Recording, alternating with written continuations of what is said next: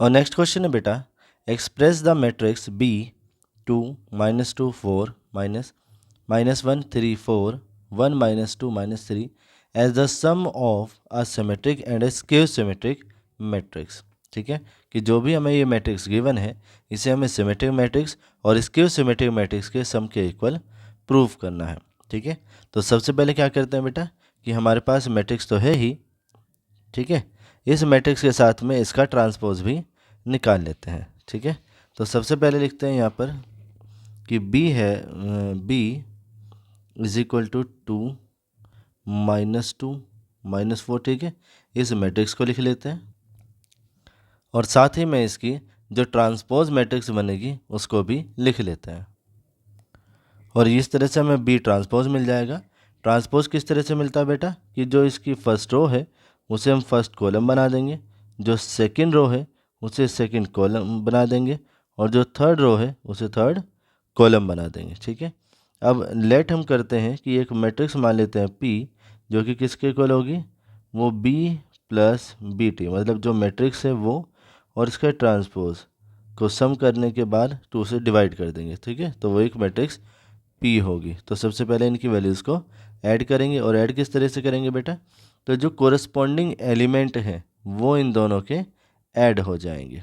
ठीक है, corresponding element मतलब 1 1 वाला 1 1 वाले के साथ, तो 2 और 2 हो जाएगा आपका 4, -2 और -1 -3 हो जाएगा, -4 और 1 ये -3 होगा। इसी तरह से बाकी सभी एलिमेंट को भी लिख लेते हैं।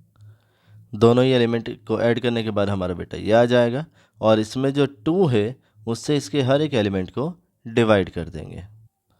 2 से डिवाइड कर देंगे तो बेटा हमारे एलिमेंट बनेंगे 2 -3/2 -3/2 -3/2 3 1 -3/2 1 और -3। ठीक है, अब जो हमने P सपोज करा था इसका भी क्या कर लेते हैं, ट्रांसपोज कर देते हैं। ठीक है, अब ट्रांसपोज कैसे करेंगे, वही कि जो इसकी जो फर्स्ट रो है उसे कॉलम बना देंगे। ठीक है बेटा, तो ट्रांसपोज करने के बाद जो हमें मैट्रिक्स मिलती है बेटा वो सेम P के ही इक्वल आती है। ठीक है, तो इस तरह से हमने ये प्रूव कर दिया है कि हैंस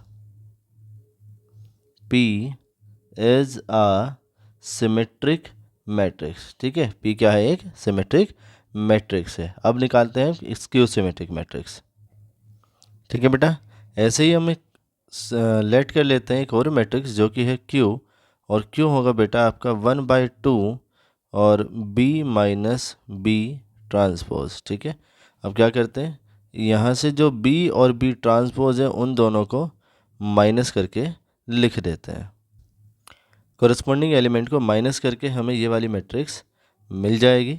अब इसके सभी एलिमेंट को क्या करेंगे बेटा, 2 से डिवाइड कर देंगे और 2 से डिवाइड करने के बाद सभी एलिमेंट को हमें मैट्रिक्स Q मिल जाती है। ठीक है बेटा, अभी जो Q मैट्रिक्स मिली है इसका क्या करेंगे, हम इसका ट्रांसपोज कर देंगे। ठीक है बेटा, ट्रांसपोज करने से जितनी भी जो रो है बेटा वो कॉलम में कन्वर्ट हो जाएंगे और जो कॉलम है वो रो में कन्वर्ट हो जाएंगे। ठीक है, और हमें यहाँ से QT मिल जाएगा जो कि Q मैट्रिक्स का ट्रांसपोज है। अब जो QT है बेटा यहाँ से हम क्या करेंगे, -1 कॉमन लेंगे।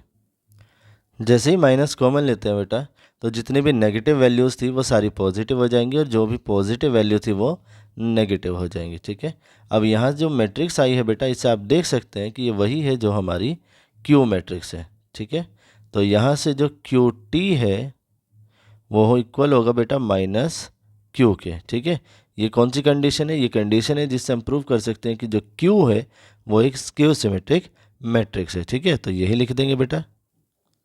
तो अभी तक हमने ये प्रूव कर दिया है बेटा कि जो हमारी P मैट्रिक्स है वो एक सिमेट्रिक मैट्रिक्स है और जो Q मैट्रिक्स है वो एक स्क्यू सिमेट्रिक मैट्रिक्स है। ठीक है, अब क्या करते हैं, सिमेट्रिक मैट्रिक्स और स्क्यू सिमेट्रिक मैट्रिक्स दोनों को ही सम करके लिख देते हैं।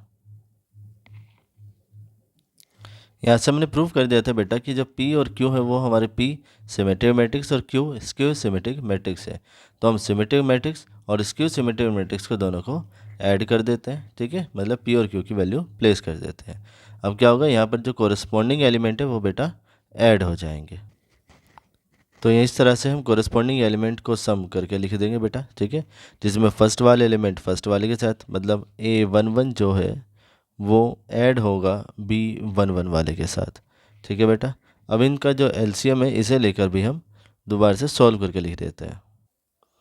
ठीक है बेटा, और इसे ऐड करते हैं तो हमारा आ जाएगा 2 - 2 -4 -1 3 4 1 -2 और -3, जो कि हमारी गिवन मैट्रिक्स बी ही थी। ठीक है, तो मतलब जो बी है वो सिमेट्रिक मैट्रिक्स मतलब कि पी और स्क्यू सिमेट्रिक मैट्रिक्स मतलब कि क्यू दोनों के सम के इक्वल है। ठीक है बेटा, और यही हमें प्रूफ करना था, तो इसे लिख देंगे हैंस प्रूफ। उम्मीद करते हैं कि ये क्वेश्चन आपको अच्छे से क्लियर हो गया होगा। फिर भी कोई डाउट है तो हमें कमेंट सेक्शन में कमेंट करके ज़रूर बताइएगा।